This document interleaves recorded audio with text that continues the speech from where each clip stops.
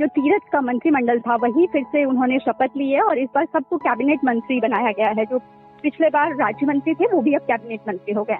लेकिन इसका ये कतई मतलब नहीं है कि नाराजगी एकदम खत्म हो गई है। उत्तराखंड के पूर्व सीएम तीरथ सिंह रावत सरकार के राज्य मंत्रियों को भी कैबिनेट मंत्री बनाए जाने पर ये कहना है पूनम पांडे का, जो नवभारत टाइम्स की विशेष संवाददाता हैं। नमस्कार, आज है सोमवार 5 जुलाई और आप सुन रहे हैं डेली न्यूज कास्ट।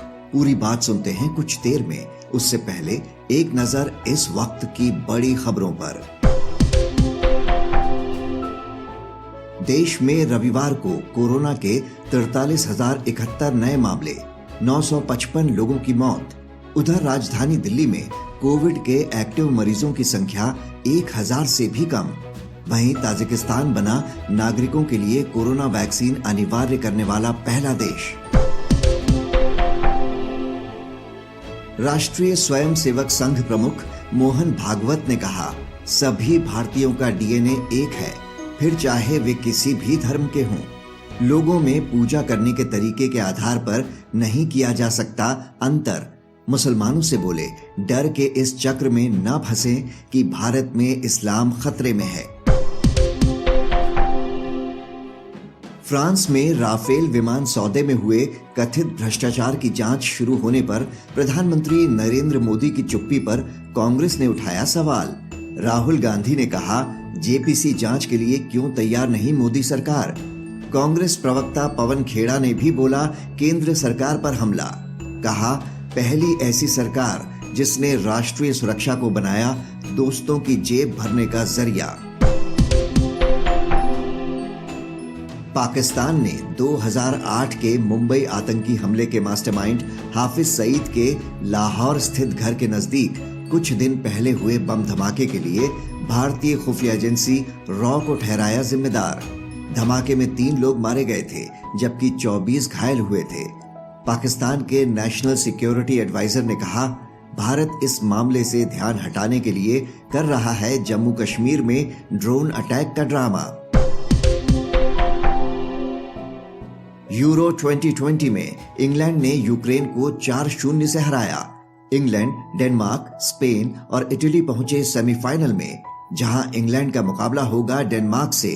भिड़ेंगे स्पेन और इटली। अब खबरें काम की। दिल्ली में आज से खुलेंगे स्टेडियम, दर्शकों के आने पर पाबंदी। वहीं उत्तर प्रदेश में खुलेंगे जिम, स्टेडियम और सिनेमा। स्कूल और स्विमिंग पूल रहेंगे बंद। शनिवार और रविवार को रहेगी साप्ताहिक बंदी। कोरोना महामारी के चलते आईटीआई में इस साल नहीं होंगे एंट्रेंस एग्जाम। 10वीं के नंबरों के आधार पर होगा दाखिला। 15 जुलाई से शुरू होगी ऑनलाइन दाखिला प्रक्रिया। आज का सबसे बड़ा न्यूज पॉइंट है, उत्तराखंड में 4.5 साल में 3 सीएम बदलने के पीछे बीजेपी की क्या है रणनीति। पूरी तस्वीर समझने के लिए बात करते हैं नवभारत टाइम्स की विशेष संवाददाता पूनम पांडे से। 45 साल के पुष्कर सिंह धामी उत्तराखंड के 11वें और सबसे युवा मुख्यमंत्री बन गए। पिछले 4.5 साल में बीजेपी ने राज्य में अपना तीसरा सीएम बनाया है। इससे पहले त्रिवेंद्र सिंह रावत और तीरथ सिंह रावत सीएम रह चुके हैं। तीरथ सिंह का कार्यकाल तो मात्र 4 महीने का ही रहा। धामी के साथ सतपाल महाराज, डॉक्टर हरक सिंह रावत, यशपाल आर्य, बंशीधर भगत और बिशन सिंह चुफाल समेत 11 मंत्रियों ने भी शपथ ली। एक बार फिर सीएम बदलने के पीछे क्या है बीजेपी की स्ट्रैटेजी और क्या पार्टी के अंदर है कोई नाराजगी? ऐसे तमाम सवालों के जवाब जानते हैं नवभारत टाइम्स की विशेष संवाददाता पूनम पांडे से। पूनम, धामी का नाम तय होने के बाद से ही पार्टी के अंदर नाराजगी की बातें चल रही, लेकिन सारे नाराज बताए जा रहे विधायक कैबिनेट मंत्री बना दिए गए हैं। एक तरह से पूरे तीरथ मंत्रिमंडल ने ही शपथ ले ली, सिर्फ सीएम का चेहरा बदला है। तो क्या माना जाए कि नाराज लोगों को पूरी तरह से मना लिया गया है या नाराजगी को अभी कुछ समय के लिए दबा दिया गया है? जी, धामी के जब सीएम के ये धामी के नाम का ऐलान किया गया उसके बाद से ही उत्तराखंड बीजेपी में नाराजगी साफ दिखने लगी। सतपाल महाराज, हरक सिंह रावत के बारे में ये कहा जा रहा है कि उन्होंने खुलकर मीटिंग में ही अपनी नाराजगी भी जाहिर कर दी थी।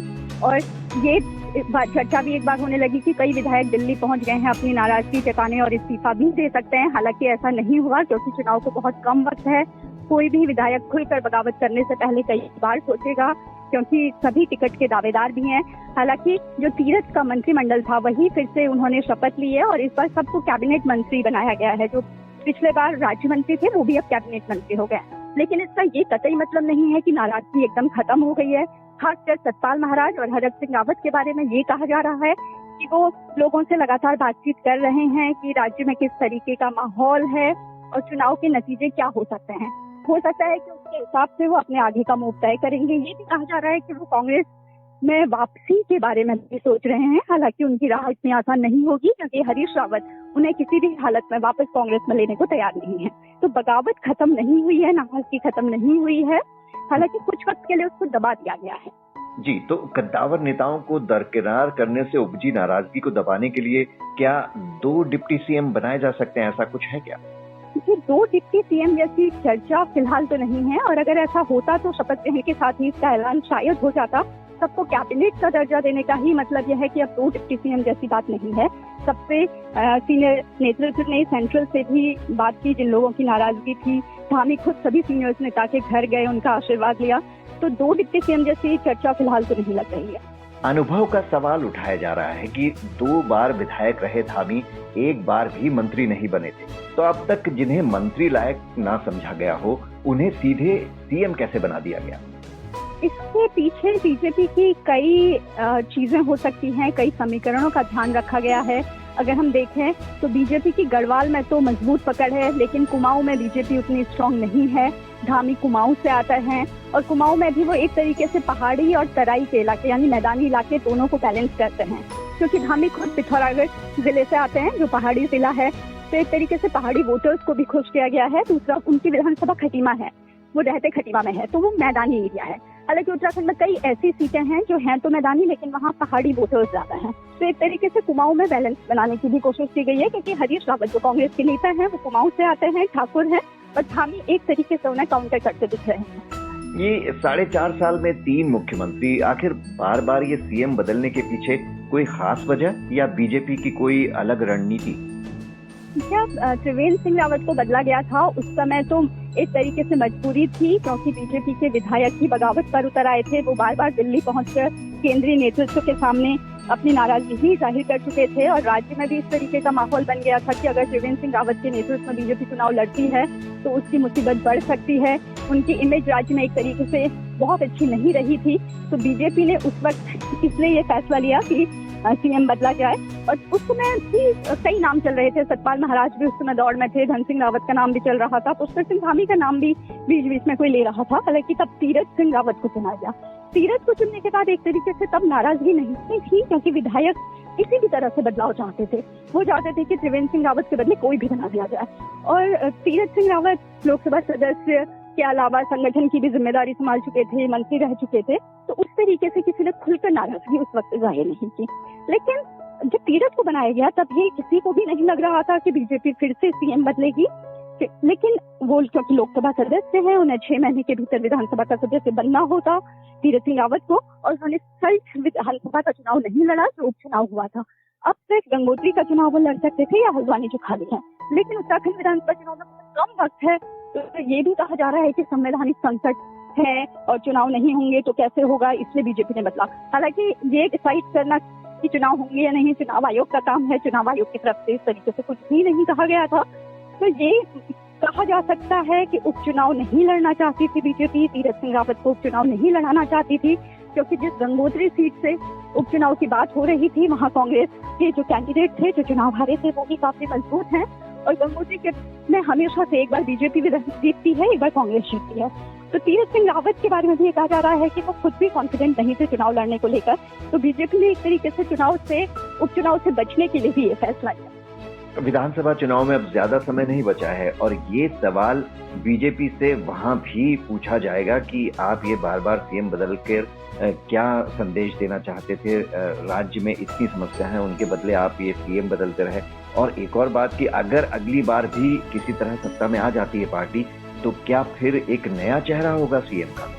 अभी तो बीजेपी ने जिस तरीके से जब तीरथ सिंह ने इस्तीफा दिया, उसी वक्त उन्होंने कह दिया था कि क्योंकि संवैधानिक संकट था, इस वजह से उन्होंने इस्तीफा दिया। तो बीजेपी चुनाव में इसी बात को लेकर आगे बढ़ेगी कि इसलिए सीएम बदला गया।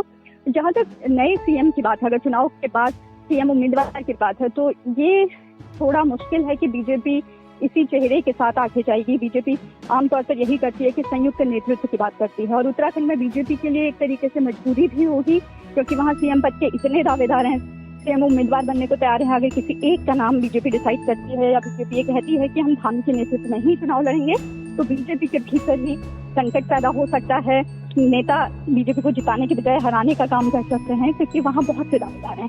तो संयुक्त नेतृत्व ही ज्यादा लग रहा है।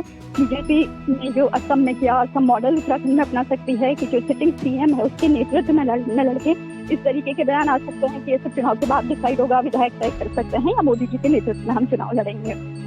धामी के सामने अब समय बहुत कम और चुनौतियां बहुत ज्यादा हैं, तो कितना कठिन होने वाला है उनका ये छोटा कार्यकाल?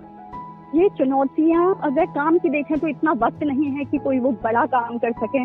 अभी कुछ वक्त पहले जब बीजेपी की मंथन बैठक हुई थी, चुनावी बैठक, उसमें भी ये तय हुआ था कि कार्यकर्ता फिलहाल घर घर जाके एक कार्यक्रम करें, इस तरीके के कार्यक्रम हो कि लोगों तक पहुंच सकें। उसके बाद सितंबर तक ये होगा और अक्टूबर नवंबर में हो सकता है पीएम की रैली प्लान की जाए। तो अगर धामी कुछ ऐसे बयान नहीं देते हैं जिससे विवाद होता है, या ऐसा कुछ नहीं करते हैं जिससे विवाद होता है, तो ये बहुत कम वक्त है कि बहुत कुछ अच्छा या बहुत कुछ चेंज कर सकता है। हो सकता है कि जब मोदी जी वहां जाएं, पीएम वहां जाएं, तो वो कुछ बड़ा ऐलान कर सकते हैं।